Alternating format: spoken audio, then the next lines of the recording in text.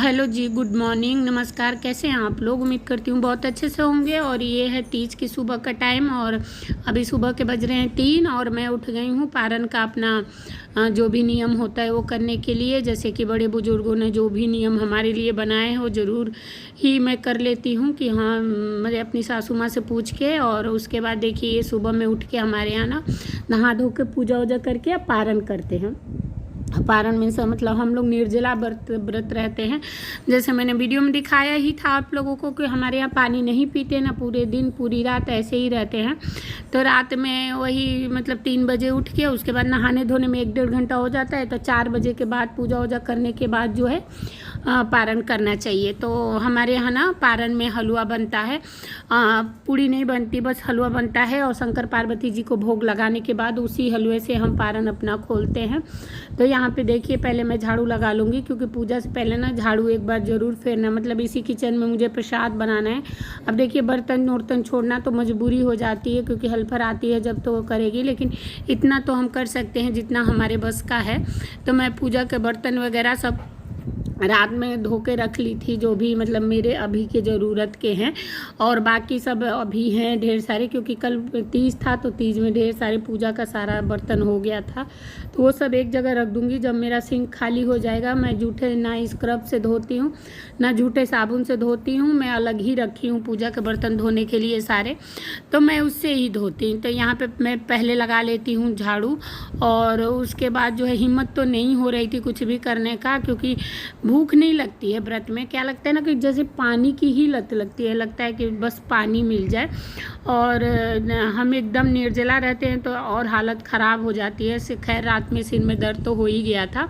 और देखिए अभी हो रहा है 3:30, मैं आराम से ही झाड़ू उड़ू लगाई, गैस वैस साफ की, थोड़ी देर फिर 5 मिनट बैठी भी थी क्योंकि चक्कर आ रहे थे, ऐसे घूम जा रहा था शरीर।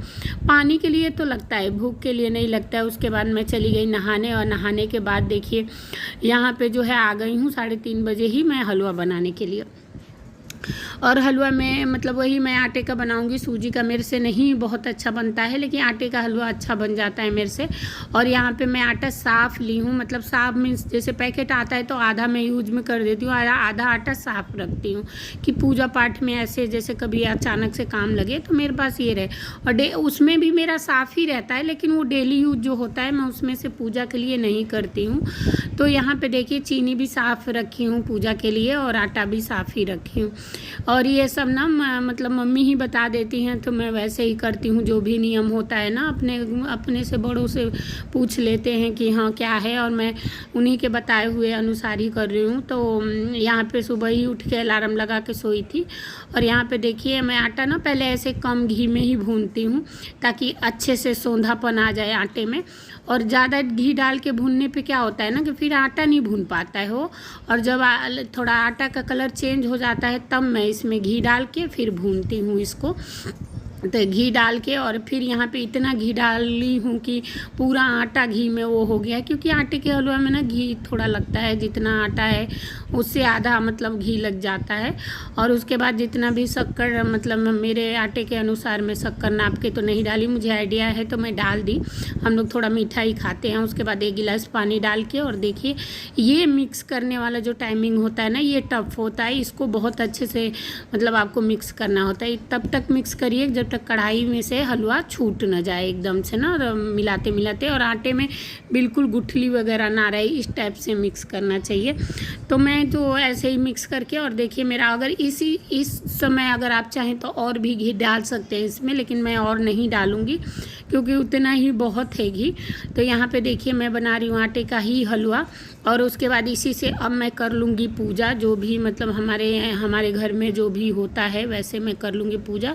तो इधर प्लेट में हलवा भी निकाल दिया। और यहाँ पे देखिए मैं पूजा के जगह पे झाड़ू नहीं लगाई थी अच्छे से, फिर इसको ना साफ़ कर लूँगी जो भी मेरा यहाँ सामान है उसको व्यवस्थित, क्योंकि रात भी मंदिर गई थी ना तो सारे सामान ऐसे ही हिम्मत ही नहीं हुई रात में एकदम से सफाई करने की, और कुछ भी छूने की हिम्मत नहीं हुई। तो ये आज ही सारा चीज़ होगा, तो कल तो एकदम ही हिलने का मन नहीं। शाम को गर्मी इतनी ज़्यादा हो गई थी कि मुंह सूख जा रहा था। तो यहाँ पे देखिए ये सब सामान समेट के, और मैं ना भगवान जी को रोज़ नहीं नहलाती हूँ, जैसे मैंने बताया है एक वीडियो में कि मैं कपड़े से ही पोंछ देती हूँ। फ़ोटो वगैरह है तो आप नहला नहीं सकते हो फ़ोटो वगैरह को, तो इसीलिए फ्रेम वाले हैं। तो यहाँ पे मैं एक अच्छा सा साफ़ कपड़ा रखी हूँ, उसी से पो देती हूँ, और एक दूसरा कपड़ा रखी हूँ जिससे मैं नीचे पोछा लगाती हूँ। तो मैं अच्छे से पोछा लगा दी वहाँ पे, और उसके बाद यहाँ पे मैं जैसे भी मम्मी बताती हैं वैसे कर लूँगी पूजा। तो पहले रात वाला जो भी मैं यहाँ पे चढ़ाई थी फल मिठाई सब हटा दूँगी, इधर एक साइड में कर दूँगी, और उसके बाद जो है यहाँ पे सफाई कर लूँगी। क्योंकि देखिए हम भगवान की पूजा तो करते ही हैं, लेकिन आधा अधूरा करने से क्या फ़ायदा है। मुझे ये लगता है ना कि अच्छे से ही कर लें। अब जैसे यहाँ पे मैं ये सब सारी चीज़ें छोड़ के तो पूजा नहीं कर सकती थी, सफाई तो करना ही इतना था। तो यहाँ पे सारी चीज़ों को अच्छे से हटा के, और उसके बाद देखिए यहाँ पे बर्तन वगैरह भी धो लिए थे। तो सारी चीज़ें साफ वाफ करके और फिर मैं भोग लगा दूंगी अंदर दुर्गा जी के पास भी, और यहाँ शंकर पार्वती जी के पास भी भोग लगा के, और उसके बाद जो है अब मैं पारण करूँगी। तो चलिए।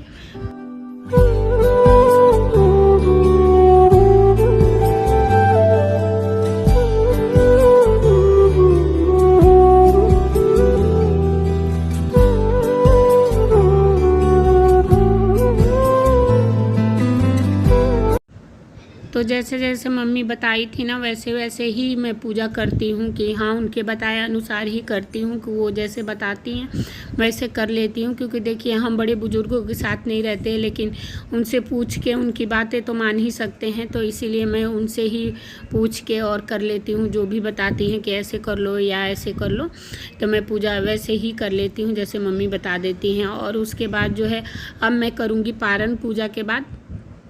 अच्छा, पारण करने में ना मतलब 4:30 तो हो ही गए थे मेरे, और मतलब हालत इतनी ख़राब हो गई थी पानी के लिए, और कुछ भी खाने का मन नहीं करता है। पूरे दिन ऐसे लगता है ना आलस आलस मतलब रहता है, बिल्कुल भूख नहीं लगती है। लेकिन प्यास का तो बस पूछिए मत, इतना प्यास लगता है। और मतलब ये निर्जला व्रत में तो यही है। करवा चौथ वगैरह नहीं समझ में आता, वो सही लगता है, लेकिन ये तीज वगैरह बहुत ही कठिन व्रत है। लेकिन ठीक है, बनाया गया है तो हमारे लिए कुछ अच्छा ही भगवान ने सोच के ये व्रत बनाया है, तो इसलिए रहते हैं हम लोग। हाँ, अच्छा भी लगता है रहने में। तो यहाँ पे देखिए पहले मैं यहाँ पे पूजा कर लूँगी, उसके बाद यहाँ पे ना दान का भी निकालते हैं। आपको मुंह जूठा करने से पहले यहाँ पे दान की चीज़ें निकाल देनी है, जैसे आटा हुआ, दाल हुआ, आलू हुआ, मतलब एक लोगों के सब्जी दाल बन जाए, चोखा इस टाइप से निकाल दें। और यहाँ पे श्रृंगार का सामान है वो भी मैं दान करूँगी, और इस पर रख दूँगी दक्षिणा। जैसे कि दक्षिणा रख देने से पंडित जी नमक हल्दी खरीद लेंगे यही मान लीजिए, वैसे दे देना चाहिए। तो दान की जितनी भी चीज़ें आप दे सकते हो दे दीजिए। तो मैं वहाँ पर दान की चीज़ें देने के बाद जो है ये सो रहे थे, तो मैं सोए में ही इनका पैर छू ली। और यहाँ पे देखिए मैंने अपनी प्लेट भी लगा ली थी। तो मैंने हल्का गुनगुना पानी लिया था, क्योंकि पूरे दिन पूरी रात ना पानी पीने से ना गला भी अजीब हो जाता है, तो इकट्ठे ठंडा पानी नहीं पीऊँगी मैं। तो हल्का सा गुनगुना पानी लिया था। और यहाँ पे देखिए गाय के लिए अलग से निकाल के उसके बाद मैं हलवा का से ही पारण कर रही हूँ। और पारण कभी भी बेड और सोफे पे बैठ के नहीं करना चाहिए, हमेशा ही नीचे ही बैठ के मैं पारण करती हूँ। कभी भी ऐसे कहीं ऊपर बैठ के नहीं करती हूँ, आलती पालती मार के ही करती हूँ। मम्मी जैसे जैसे बताती हैं वैसे वैसे कर लेते हैं। तो यहाँ पे 2 गिलास, बिल्कुल हलवा खाने का मन नहीं कर रहा था, बस 2-3 चम्मच ही खाई और 2 गिलास पानी पी, तब जाके मुझे कहीं राहत मिला। अच्छा, ये ना एक और व्रत आएगा जुतिया। जुतिया भी और कठिन व्रत होता है हमारे लिए, वो बच्चों के लिए होता है व्रत। लेकिन ठीक है, मतलब जब तक रहा जा रहा है रहेंगे ज़रूर। हमें अच्छा लगता है पति और बच्चों के लिए सब करना। हम शायद सभी हाउस वाइफ को ये सब चीज़ें अच्छी लगती हो, पतियों के लिए व्रत रहना, बच्चों के लिए कुछ करना। अपने लिए भले कुछ नहीं करते, लेकिन हाँ दान की चीज़ें कहते हैं कि वो हम अपने लिए देते हैं। किसी पंडित को अच्छी चीज़ें देने पे वो चीज़ें अपने। तो खाने के बाद मुझे चक्कर आ गया था, तो मैं थोड़ी देर लेट गई थी। उसके बाद आई हूँ यहाँ पे बाहर, और देखिए यहाँ पे दिखा रही हूँ कि चिड़िया भी नहीं दिख रही हैं ऊपर बिल्कुल भी। तो जी अभी मेरा हो गया है आधा घंटा, मैं रेस्ट भी कर ली आधा घंटा, और अभी चिड़िया भी नहीं उठी है। सारे ही वहाँ तारों पे बैठी हुई हैं चिड़िया, आवाज़ भी नहीं आ रही है क्योंकि 4:30 हो रहा है। और मैं रेस्ट वेस्ट करके फिर इधर आ गई पीछे, और देखिए कितना अच्छा लग रहा है मौसम, मतलब अच्छा लग रहा है। अंधेरा है तो मैं बाद में वीडियो बनाती हूँ। आप देखिए अब जाके 1-2 अभी भी आवाज़ नहीं आ रही है, लेकिन सुबह मैं दिखाऊंगी, बहुत आवाज़ अच्छी आती है चिड़ियों की, तो दिखाऊंगी आप लोगों को। और अभी मैं जा रही हूँ, थोड़ा सा रेस्ट ही करूँगी सुबह ही उठ के, क्योंकि सब लोग सो रहे हैं, डिस्टर्ब नहीं करूँगी। तो मिलते हैं आप लोगों से।